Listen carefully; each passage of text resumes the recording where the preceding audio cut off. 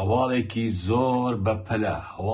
زۆر بەپەلە 9/4/2024 ئەم بەیانیە نزیکەی سەعات 5 بەیانی لە گوندی دوورێ لە بارزان ئەڵێن درۆنێک بوو، هەندێکیش ئەڵێن 2 درۆن بوو، چوونەتە سەر گوندی دوورێ کە مەسعود بارزانی و کوڕەکانی لەوێنە.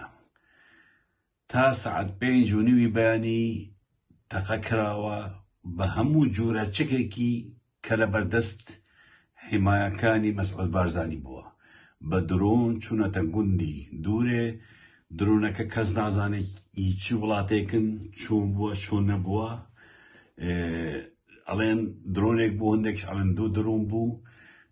بۆ ماوەی نیو سەعات تەقەیەکی زۆر کراوە لە عاسمان. دوای ئەوە مەسعود بارزانی و خێزانی و مناڵەکانی و کوڕەکانی هەر هەمویان گوندی دوورەیان بەجێهێشتووە. 6:30 بەیانی بەرەو دەڤەری بارزان هەر لەوێ ماوە، بەڵام دابەش بوونە لەسەر گوندەکان لە بارزان و بلێ و ئەو شوێنانە. هەڵبەت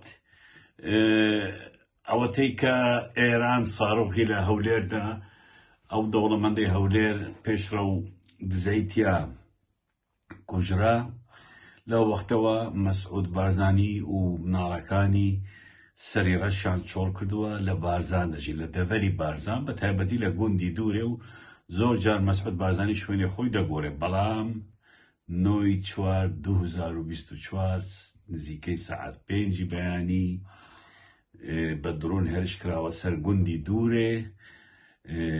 هیچ زیانێکی گیانی نەبووە، بەڵام